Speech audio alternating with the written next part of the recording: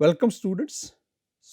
In this lecture we will learn about the two more tools of the investment opportunities identification or finding out the new investment opportunities. In the last lecture we talked about the Porter's model, Michael Porter's five factor model or the five forces model, which we discussed in detail and try to learn with the help of that model that how we can identify the new business opportunities.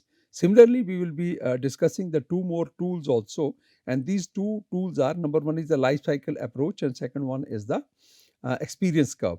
When you talk about the life cycle approach, it's very popular and it's very means age old technique. Everybody I think knows about it, that what is a life cycle. So we have something that means it starts initially with something like that. It moves like this and then it goes up like this and it reaches at this stage and then the decline starts, right?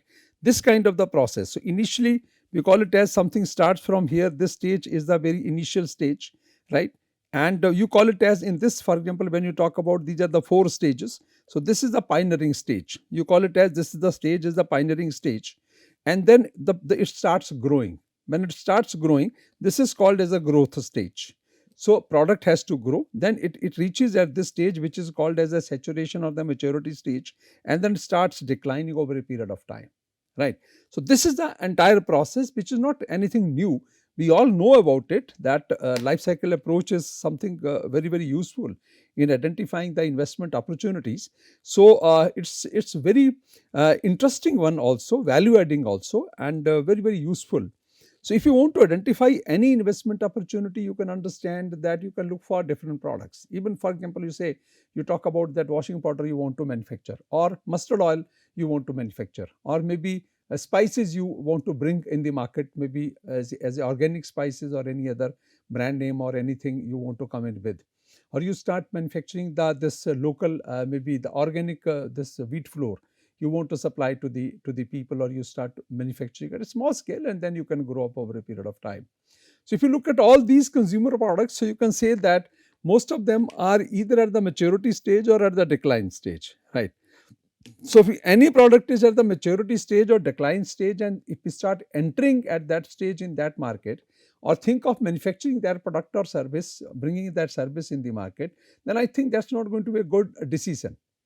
So we have to have go into that particular area, that even if it is existing product in the market, which is not something that you cannot move into, something which is already existing in the market. As an entrepreneur, as a startup also, you can think of maybe supplying the same product to the people which is already there in the market. We have seen many people are maybe working on the organic products. Some people are say manufacturing honey. Some people are manufacturing that maybe some agriculture based output of the products, and they are supplying to the people. It depends upon your marketing strategy, your pricing, your distribution, and connect with the people how successful you are. But doesn't mean that honey market is a new for us. It's already a maybe a saturated market, right? Or maybe if you talk about that say desi ghee market, for example, that's already maybe existing market, existing product at a maturity stage. But if you have some different thing to offer to the people, there are the buyers. Even people who are the milk vendors, if they come out with something new, that we will give you the maybe the pure milk, or maybe we will give you the any kind of the milk, cow milk or buffalo milk, or any kind of the milk will be very pure. So people shift from the existing supplier to the new suppliers, and sometimes they don't mind because it's a consumer product. So people don't mind paying the higher price also, provided the product is different and the product is pure. So you have to find out, you have to draw a clue from the life cycle approach that where the product is. But in normally or in a normal course, the products which are at the maturity stage or at the decline stage, sustaining of the new ventures in those particular areas, it sometimes is difficult and it's challenging. So either you venture into this kind who are in the initial pioneering stage, or they are at the growth stage. If we join hands with that particular product or that service or something like that. Say for example, you talk about the delivery apps. Now delivery apps, they are in the growth stage. They are not in the pioneering stage. People have understood now. People have started using it. There are the different apps in the market. But if there is a possibility that this business is growing in India, and there is a possibility of the new entrants in the market. If you offer the people something new, something different, you can have still a sufficient market share, because this business is growing in the Indian economy or in the Indian market. So we have the 4 stages. Pioneering stage means just initializing the product or the service or bringing them that in the market. Then we have the growth stage when we are already set up in the market, the product or the service is already set up in the market, but it's growing, market is growing, new players are entering the market, and people are liking the product, and the demand is also going up. Maybe initially it was in the metro cities, then it was in the bigger cities, then it became to the say middle level cities, then it's coming to the lower towns, then villages, rural market. There's a huge rural market in India, right? So people can find out that if any product is saturated in the metros or the larger cities, we can come to the B category cities or C category cities, we can come to the smaller towns, we can introduce the product or service in the villages. And then comes the maturity and stabilization. So if we are any product or services at these 2 stages, then it may be little difficult for you to sustain, right? Or to introduce a new product and new service and then to sustain, because people have already utilized it, and now people are looking for the alternatives because it's already matured, and maybe some products are at the declining stage. But if any product is at this stage or at this stage, right, you talk about this stage or this stage, in that case it's going to be a good idea, and in that case the life cycle means approach becomes a very important guiding force, important tool in the hands of the entrepreneurs who can draw sufficient clues and sufficient information from this approach, and they can think of that any product if they are thinking of, any service if they are thinking of, at what stage of the product life cycle it is there in the market. So, for example, when you talk about, it's written here clearly that investment in the pioneering stage per se may have a low return, right? It may have a low return and negative NPV, right? Low return and negative NPV because you are introducing the product in the market. You are introducing the product in the market, not as a first mover, but maybe as a 1 or 2 or second or third or fourth player, you are introducing the product in the market. And if you are going to maybe successful in that market, so what will happen? From this stage, it will move to this stage, right? From this stage, it will move to this stage. So if it moves from this stage to this stage, in that case, what will happen? It may create an option for the participation, or maybe it may create options for participating in the growth. Means initial introduction or pioneering stage is crossed successfully, maybe by a single player or the multiple players in the market. So all are going to get the benefit at the growth stage because product should pass the initializing stage very successfully or the pioneering stage very successfully, and then they should miss the product or the service should reach at the growth stage. But if it collapses at the pioneering stage, at the initial stage, then there is no possibility of the growth. So initially, if we are into the initializing process or maybe at the initial stage, maybe the return is low, your cost is high, and NPV is negative. Cash inflow is lesser as compared to the cash outflow. And when you calculate the NPV, you discount the cash flows, cash inflows especially, you have the negative NPV, but you have the hope that you are creating the better future and the growth stage is yet to come. And when the growth stage will come, we will overcome all those losses and we will move into we will emerge as a profit-making venture. So sometimes single organization does that, many do that, many companies, many entrepreneurs, many ventures try that you start the product or service, maybe in one market, one company, other market, other company, or maybe 1 or 2 companies in the same market, and then they try to work together or maybe provide the same service or the product to the people. And if the people start liking it, so naturally the initial stage would be over and it will move to the growth stage. So 2 stages are important. At the initial stage, though the NPV is negative, but it's very important for moving to the next stage. And when we reach at the next stage, so NPV becomes positive, sales increase, cash flows become positive, and NPV becomes positive, and it gives us all the returns, and that total investment also comes back, which we have made at the time of the setting up of that venture or introducing that product or service in the market. So life cycle is another important tool which can help us to understand that how to find out the new investment opportunities and how to set up the new ventures, which areas, which products, which services, and what are the requirements of the people, and at what stage that product or the service is. Then we talk about the next one, say we will be talking about the life cycle curve, but before that we will have to have some further discussion on the life cycle approach. And when you talk about the life cycle approach, so maybe as it is written here, most of the product evolve through a life cycle approach, right? They start as a initial introduction in the market, they grow and they saturate, and after some time they start declining. The broad stages and the investment returns in these stages we can understand with the help of these two things. This is a stage and this is a ROI, return on the investment.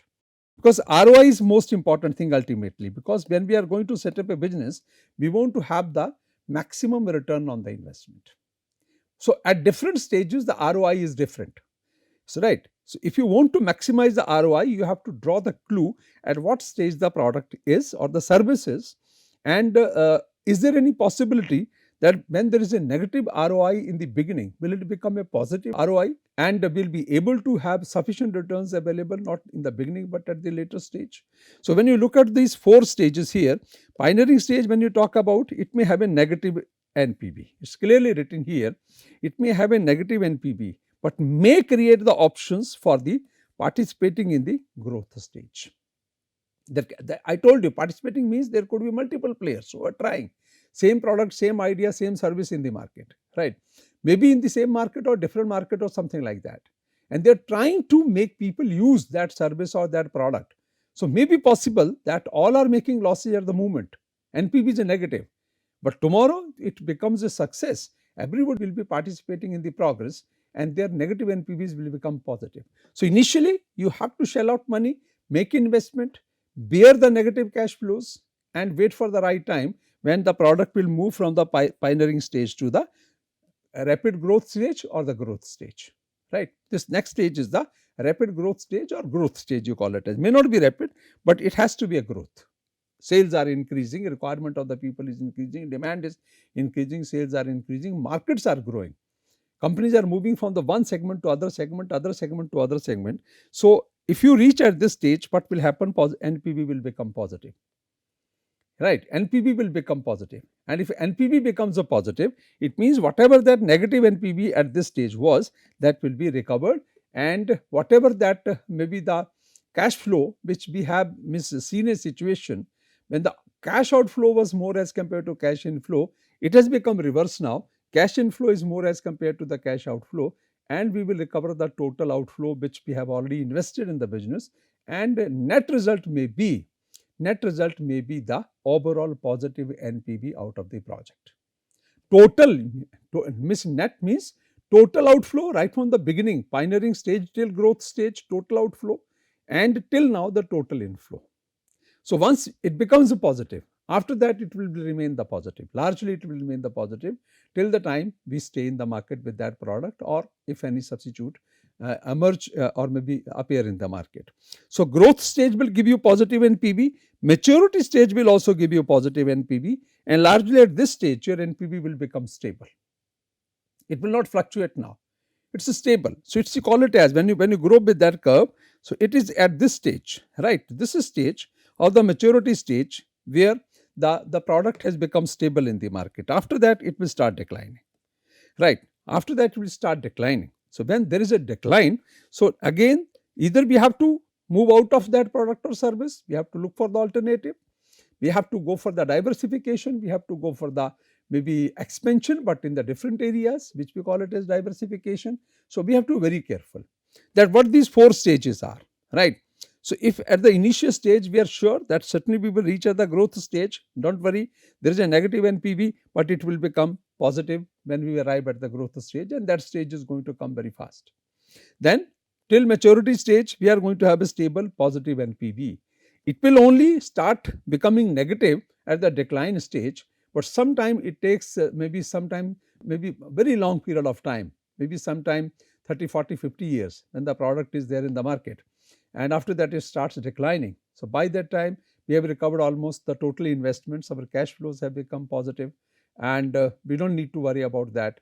So, life cycle approach, if you link it all the 4 approaches with the NPV, we can understand this way, because ultimate purpose, because business is not charity, it is not philanthropy, it is a business. So, you are making investment into the business because you want to say maximize your wealth, and that will be possible when the ROI will be maximum from any business. So we have to understand very clearly that which business is going to give us the best value for our investment, our money, and the highest ROI. We'll have to make investment there. So ultimate objective we have to fulfill is the maximization of the wealth of the shareholders or the owners of the business. So this all means 4 stages can be very, very important guiding factors for us to draw a clue which area to venture into and to start manufacturing a product or rendering of a service. Next important tool is the experience curve. Next tool is experience curve. Experience curve in two ways. If it is existing firm, so what is their experience in that particular area or into the business, right? But technically, if you talk about the experience curve, you see this in terms of this is experience curve, right? This is your experience curve. So when you talk about the experience curve, means what will happen? That finally it's written here. The experience curve shows how the cost per unit behaves with respect to the accumulated volume of production. Accumulated volume of production, and we all understand that economies of large scale production always play a very, very critical role in reducing the price of the product because the cost goes down. And since the cost is the basis of pricing of any product or service, and since your say the volume of production has expanded like anything, and if the products are not specialized in nature, so in that case what will happen? Experience curve will behave something like this, that initially when you are manufacturing 10 unit or 100 units or 1000 units or 10,000 units, when the production in the market is of the 80,000 units, you are manufacturing only 10,000 units, the cost may be this, cost per unit may be like this 100. But when we start moving from the left to right, we become this 20,000 units, cost comes to this, 40,000 units, cost comes to this, and when we make 80,000, cost comes to this. So accumulated volume production is on the x-axis, cost per unit is on the y-axis, and in this case you can understand that what is finally going to happen to the cost, and if the cost goes down because of the increased volume of production, then what will happen? Price will also go down. And when the price will go down, market will expand. Everybody may not have the paying capacity in the beginning. Think about the time when the refrigerators came in the market. Many people were not able to afford it. But today it has become a necessity. Think about the time not far back. You can see after the globalization, when this multinationals came to market, or maybe little before that, when the color TV came to the market, it was beyond the reach of many good families, many good maybe people having a good earning. Most of the people used to enjoy that black and white TVs. But over a period of time, people started demanding for it. Their income level increased because of the more technological innovations. New technologies came, so price of the product also came down.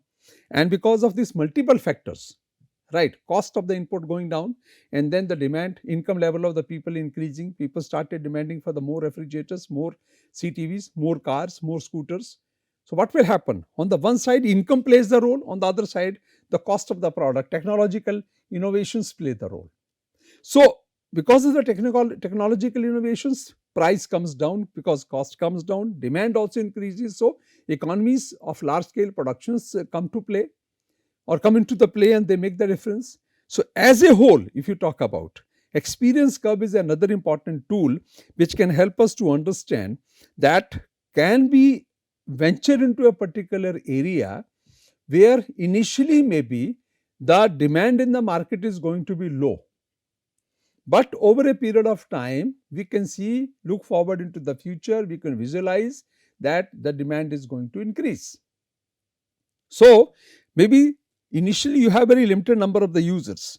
This is the 100 is the cost, and only 10 units you are manufacturing, right? 10 units you are manufacturing.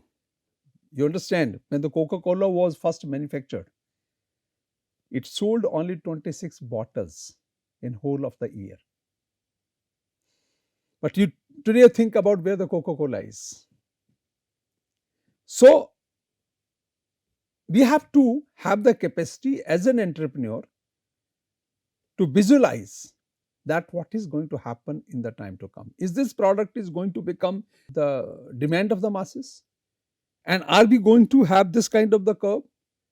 So, okay, no problem. Initially, if it is going to be negative NPV for us, no problem, we will bear the total burden. And because of the learning effects, because of the technological improvements, and because of the economies of the scales. These are the three important factors. I told you, technological improvements, what happens? Cost of the product goes down. When the cost goes down, price also goes down, because cost is the basis of price. And economies of scales, because when the price goes down, income level of the people increases, there is a more demand for the product or services, and because of the economies of the scale, price also goes down. So, what happens when you are manufacturing 10,000 units in the beginning, now you start manufacturing and selling 80,000 units. So, when this will happen, naturally the curve will move like this, or you call it as the cost curve will move like this, or because of this experience in the market, because learning also makes a difference. When you are into the market, you improve the product, you reduce the cost, you improve the after sales service, you understand the market very clearly, what people want, what customers want, how they want to be served in the market. So, because of that reason, because of that learning effects, because of that technological improvements, and because of the economies of the scale, all these factors are going to make a difference. And finally, a product which may be considered as something which is totally very uncommon, or maybe sometime it's a luxury, or sometime people may think about it, who will buy this product and who will buy this service? Why should I buy this product and why should I buy this service? Right. For example, now talk about these simple delivery apps which these young guys are coming up with. These are maybe the food delivery apps, or maybe your household items, consumer item delivery apps. Zepto you talk about, Blinkit you talk about. These guys, when they conceived the idea of developing these delivery apps, they must not have even thought about that this will be a successful business to this extent. Normally people think about that. Now we go to market every day. We can easily go to the market. We can buy all the stuffs, and why should we get it from some app or something?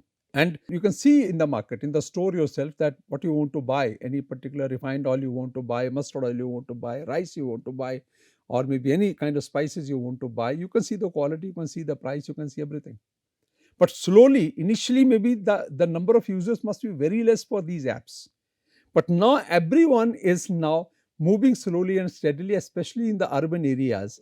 Number of reasons are there. People don't have the time, or sometimes they compare that if I go to the store, I drive my car, a lot of traffic is there, I'll burn my own petrol, waste my time. Ultimately, if it's going to deliver the same product, even for some little extra cost, no problem for that. So initially, something it was not considered as a very popular, but over a period of time, it has become so popular. So it happens in case of every product or every service. Coca-Cola, when they served such a small amount in the beginning, they could have closed the business, that this product is not going to be acceptable in the market. But today, you see, Coca-Cola is a transnational company, right? Coca-Cola is a transnational company. So you have to think about it, that initially the situation is different. But is the situation going to change over a period of time? Is the technology going to play a role? Economies of scale are going to play a role, or learning effects are going to play a role? That's a very, very critical issue, a very critical area. So experience curve also makes a difference, and we will have to learn from the experience curve in terms of the volume, in terms of the price, in terms of the demand from the people, and the technological improvements taking place in the market. And similarly, the economies of scale going up. And when the economies of scale take place, cost of production goes down, price also goes down, and the product or service becomes very popular in the market. So we have to evaluate it from that perspective also, that this product is going to be successful, this service is going to be acceptable to the people. So now, next thing we'll quickly talk about is certain important point, scouting for the project ideas. So besides these 2-3 tools which we talked about, whether it's a Potter's model, or you talk about the, say, your life cycle approach, you talk about that, say, this experience curve. Other than these scientific approaches, or maybe these tools, we have some other important points to be considered to become successful entrepreneurs and to identify a better investment opportunity. For that purpose, for example, here are some list of the points you can just go through. We'll not spend more time, but just a passing reference. We'll have some little discussion about that. Number one, analyze the performance of existing industries. Where you want to go, what you want to do. You want to manufacture washing powder, right? See what is the total market in India, How many players are there? What is their respective market share? Who is the leader in the market? And what are their USPs? Right? Is there any scope after that? Think of, you can come up, join in that race, and you can introduce another washing powder in the market. Examine the inputs and output of the various industries. As I told you that we want to have something to consume. We want to manufacture a product which is a consumer product. For that purpose, you talk about that what is the input-output position. Manufacturing mustard oil is very easy, not difficult. But selling that sometime may be a problem because you have to compete with the bigger companies who have that kind of technology and who have the arrangements to use the byproducts coming out of that. Until and unless you use the byproducts coming out of mustard oil manufacturing unit, you cannot become very successful or profitable venture. So input is agriculture material and output is that oil or any other product. So you think in terms of that, who are the existing players? What are their the USPs? Why the people are liking their product or services? And similarly, can I find a place in that market? And if I go for it, where I'll get the input from? What will be my output? At what price, quality, and after sales service I'll sell the product in the market? Consider these points. Import-export position, many times it happens. These days we are talking about this US tariff war is going on. It has started. So it has become a very critical issue for all the Indian manufacturers because US was a very large market for us. And when the duties were very less or sometime in many products, there was no any or products or services, there was no duty from US or US side. So they were manufacturing and maybe sometimes some exporters were selling 100% of their production to the US market. But now that scenario has changed. So it may be possible that because of the changed tariff scenario, many industry may have the negative impact and some may have to face the closure because the market is gone now. So we have to be very careful. Study plan outlays and government guidelines. So it's a very important criteria. Look at every year's budget, which are the priority sectors of the government, where they want to promote the employment, where they want to create a better scenario for the investors. What are the funding options available from the government side or maybe support any kind of coming out of the government policies through the startup programs, through the skill development programs or through any other funding possibilities. That's an important criteria. Look at the suggestions of the financial institutions and development agencies. Many times the financial institutions also keep on working. For example, Industrial Finance Corporation of India, right? They used to keep on identifying the many investment opportunities and they keep on guiding the people. Similarly, there are many other investment finance institutions because the successful investment of their funds also depends to a larger extent on the success of the ventures, to whom they fund it, to whom they give money. If they become the successful venture, their investment is also safe and secure, it comes back. So they keep on identifying certain investment opportunities, they keep on guiding the entrepreneurs, they conduct the workshops and they keep on guiding the entrepreneurs. So it's another very good option. And investigate into the local material and resources. Similarly, as I told you that, for example, agriculture inputs are going to be the basis, and if it is easily available, you have the control upon that farmers community. You can think of very good business opportunity in terms of maybe converting that agriculture input into a usable output or maybe selling that product as it is and becoming intermediary in that or maybe helping the farmers to market the product in a better possible manner. That can be one possibility. And analyze economic and social trends, right? What is the changing social trends? What is the economic trends taking place these days? For example, tariff war is going on or maybe geopolitical tensions are going on. So it's not the case that the larger industries are only impacted. Sometimes smaller industries are also impacted. So we have to be very careful. Study new technological developments, right? So it's equally important because technology is the basis of today's businesses. You think of any service or product, it is based upon the technology. So we should have to have the complete control upon the technology. Draw clues from the consumption abroad, right? We will discuss this sometime later. So maybe something which is very popular in the other countries but not important here. There is a story of the fruit beer which was very popular in US but not in India. So some American company started maybe introduced the fruit beer sometime back in the early 2000s. but it was not a welcome product at that time. It failed. But today people buy fruit where it has become a good product in the market. So it could be like that. For example, when you talk about the Ola and Uber, so from where the Bhavesh Agarwal has got an idea, because Uber was already there, right?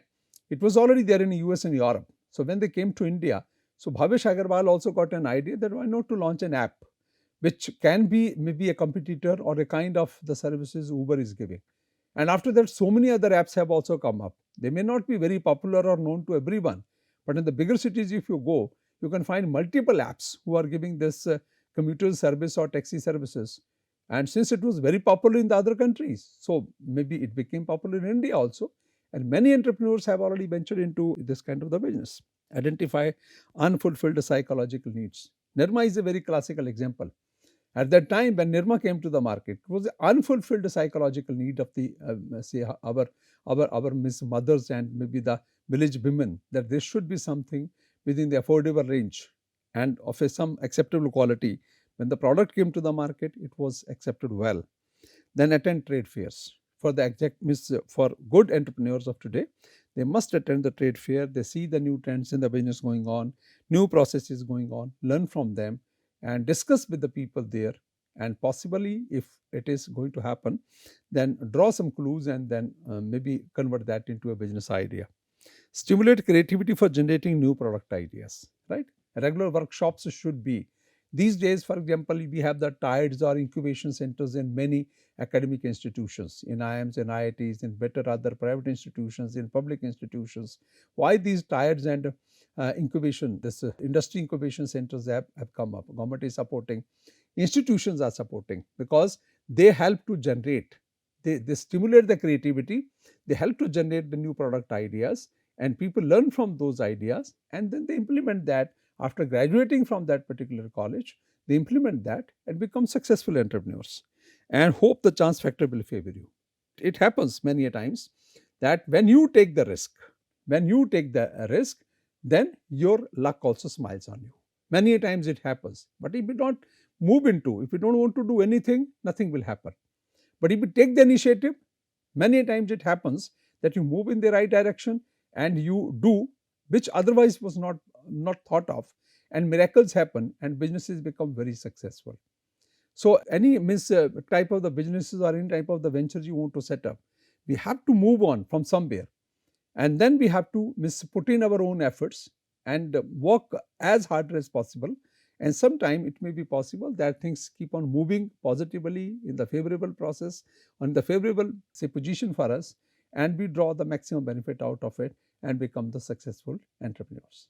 So for today in this lecture we will stop here, and some one or two important concepts with regard to identification of the project ideas I will discuss with you in the next class, and then we will move to the next part, probably the different kind of the analysis like market and demand analysis, technical analysis, financial analysis, and the other analysis.